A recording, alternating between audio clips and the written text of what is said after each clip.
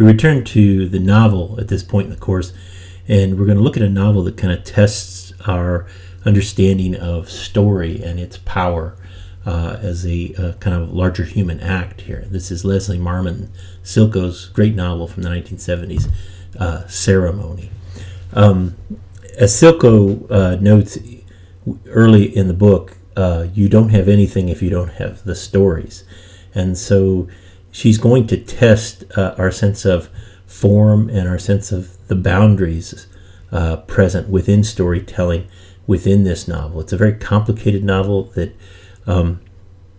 offers a wide variety of formal innovations within it. You sometimes have to read the blank space as much as you read the words on the page as you kind of come to terms with our central character Teo and his journey here. And so Silko is going to test us as readers within this work. The novel as a form here was originally written in 1977. Silko herself was wrestling with depression at the time. She had studied law in New Mexico. She was living in Alaska at that point, and she had started on this work. It originally had a female protagonist, but she chose to write more towards Teo, a male protagonist here, as the novel developed. It's interesting how this novel works as almost kind of a performance or a ritual in the end.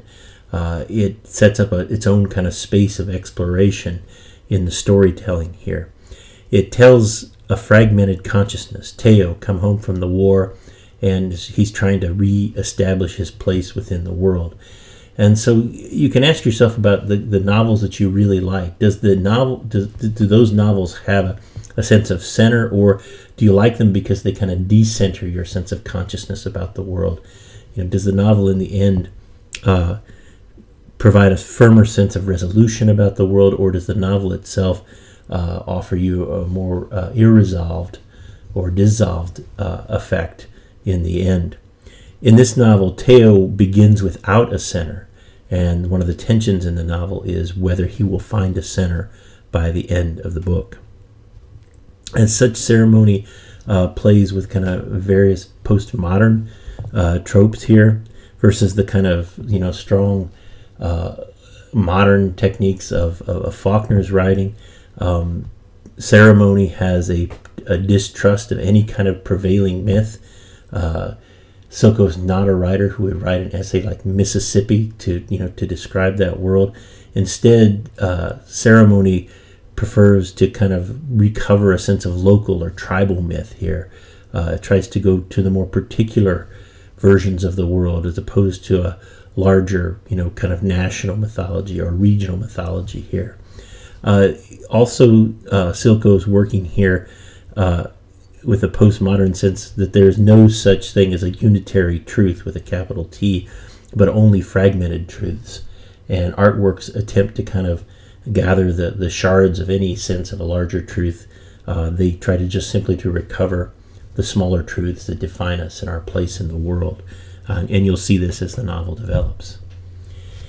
One of the things that you can ask yourself in terms of the regional kind of world that Silko draws here is, what is it that defines the larger American mythic world?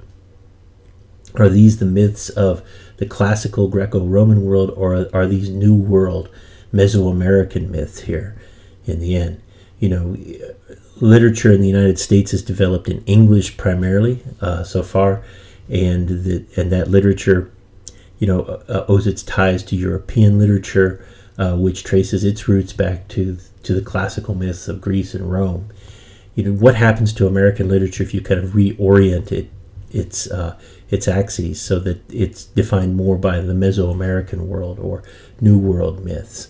Myth itself, I've always seen as a, quote, narrative response to the irrational, the irrational aspects of our lives, the experience of death and the experience of sexuality or desire, the experiences of wide open geographies or spaces. How do the classical myths respond to these kind of things in contrast to the New World myths? And that's one of the things you can think about as you read Silko's work here. as she explores the tribal rituals and traditions. She, in this time, as she was fighting through depression, worked to gather a lot of tribal folklore and poetries. And so she wanted to kind of build a sense of what is it that stories are possible of here. And so ceremony is the result of that search. At some point, you can read this thing as a mythic poem. There'll be moments where the writing on the page is more poetic.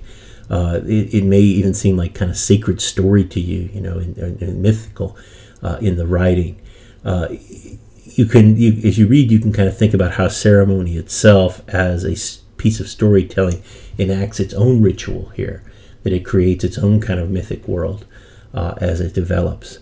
And one of the things that might happen within that kind of mythic world is to try to re-find a center in the midst of personal or environmental disintegration, as in this novel. How do you find a center to the world? How do you put a world back together after a defining catastrophe? For Teo, that is World War II, is when he comes home from the war. That sense of orientation to the larger world, that sense of a center that offers this, it can be defined in all kinds of ways. It could be a personal center, a space that one returns to again and again, a psychological center where one feels one has a perspective on life that makes sense, a political center, a set of beliefs about society and culture that one returns to, a tribal center, a group of people who provide an anchor to the world. Or you could think about this as a religious or sacred center. So it could be even a space in which one worships or one returns to the sacred. Another space that we can think about in terms of versus center here is also a sense of what borders that center. So how do you reclaim the borders that mark off the world or mark off the larger world?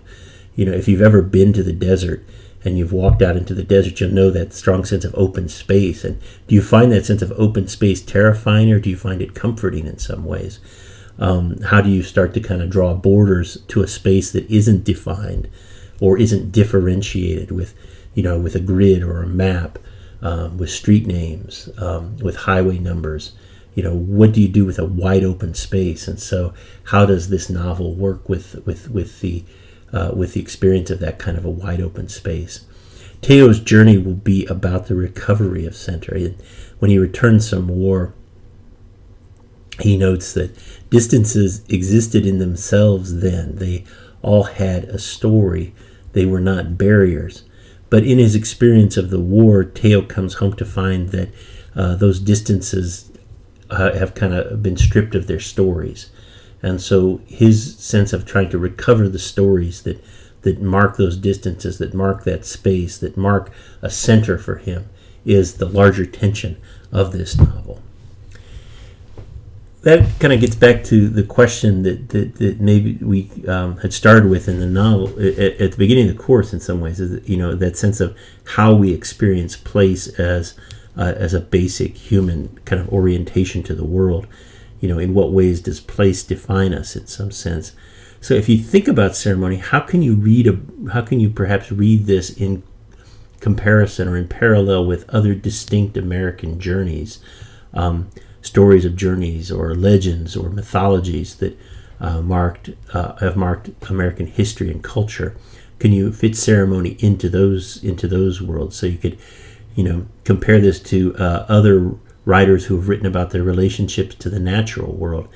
One thing I really like in this novel is to kind of look at the characters' responses and relationships to fluids and waters throughout this novel. In what ways do their responses reveal a relationship with the natural world or not in the end? How is ceremony, a natural journey through the Americas in a way similar to like something like Thoreau's Walden here? You could also think about this as a Western novel in terms of place, right? And how do you think about the West as a center for the American imagination? Do you think about its natural aspects? Do you think about the West as wilderness? Do you think about it as new frontier? is there a center to the West itself? Do you think about California and its mythological meanings? How does that provide a center to the West? Or do you think about the West more in terms of it being like Las Vegas, right? The city where anything is possible and where memory is lost in the end. That what happens in Vegas stays in Vegas. Is the West a space where memory gets swallowed up? So you can think about the West here as space for this novel. And you can also rethink the political ambiguities of boundaries that are present within this novel. What boundaries does Teo draw? Or what boundaries does he find drawn across him and his life and his experience? Does empire, in the sense of the American empire that moved west in the 19th century, does that empire order or disorder the land in the end as it draws its own boundaries there? This is a story that's told in the aftermath of wartime, in the time of growing America's growing atomic power.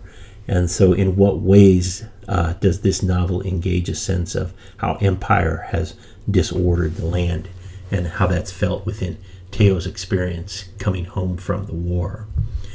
In all of these strands, we'll come face to face with Teo's journey as an outsider, a half-breed, one who is seen as invisible.